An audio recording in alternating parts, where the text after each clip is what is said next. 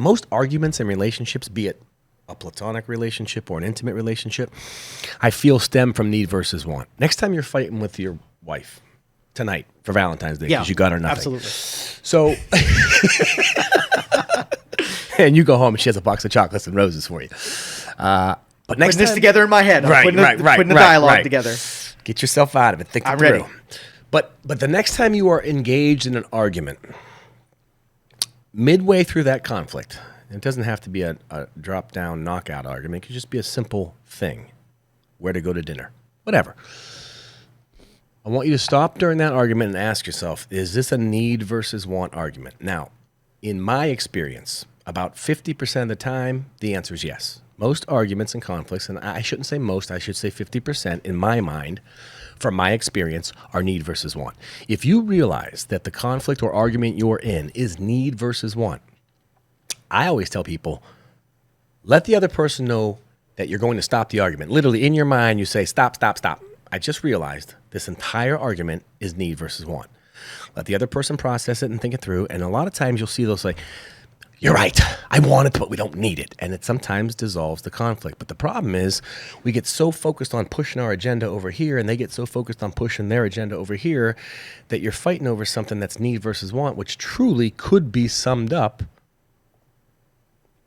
through a normal dialogue. It's like my kids. They want and need, right? So one of the arguments I used to have with my daughters, they're a little bit older now, but tennis shoes. Now, this is the dumbest argument ever. When we were kids, I was nervous to ask my parents for a $40 pair of tennis shoes at Kmart. You have a son. Do you know how much tennis shoes are? Some of the tennis shoes that are out there now? Yeah. I mean, we're talking hundreds of dollars, right? Yes. $200, $300 for a pair of tennis shoes. Mm-hmm. So the argument I always made with my children was, not my son, my daughters. I love them. Angeli, Natalie. Girls, I know you need shoes.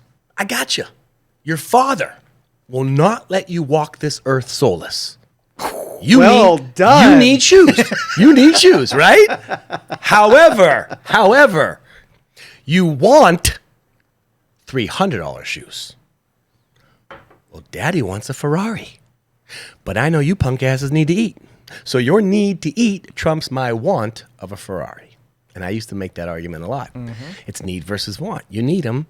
I get it. But you want. So most arguments. You got to help me with this, because this is a trap argument. I want to give you another different example that's so similar. Okay. I just feel it will go down the same way. So when my wife, she doesn't complain at me often, but when she does complain about something, mm-hmm. my response, logical Joe that I am, I say, is this, my position right now, is this where I'm supposed to just listen because you need to get something off of your chest?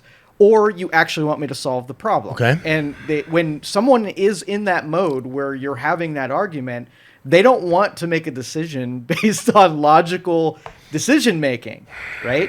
So if she said, no, you know what, I just have to get this off my chest, I don't expect you to actually solve the problem, let me just vent, then I would shut up and not take my spreadsheet out, my my and try to solve the situation. But if she was like, no, this needs solved, this is a big thing, I've got to know which mode I'm actually in. So if you're like need or want, then it's going to almost feel like I'm mocking the request a little bit by wanting to put it in its proper category. Do you actually ask her that question? 100%. I love that. Yeah. No, I think that's a healthy thing.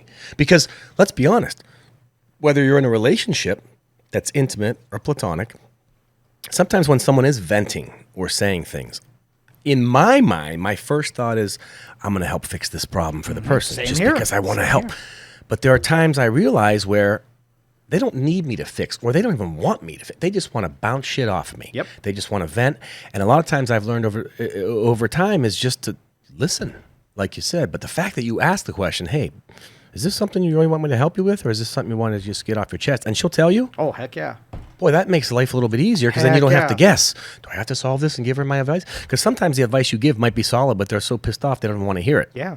But it diffuses us. It's sort of like a cheat code, because when it works really well. Yeah. But to establish the point that you're not trying to be a jerk with how you're positioning it, because sometimes they don't know whether or not they're in vent mode, but they want it taken seriously.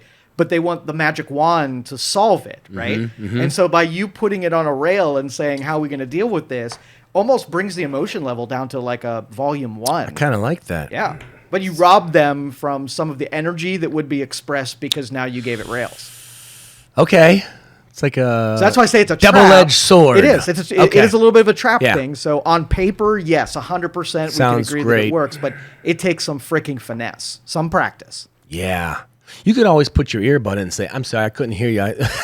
Dude, I could pull that off. What? Are you talking to me? Yeah. So you think like when you were a kid and your grandpa would be ignoring your grandma. Right. And he would go like this. You think how many times he was actually not able to hear and how many he was? That's funny. My parents, my father was hard of hearing towards his later years, and he had a couple hearing aids.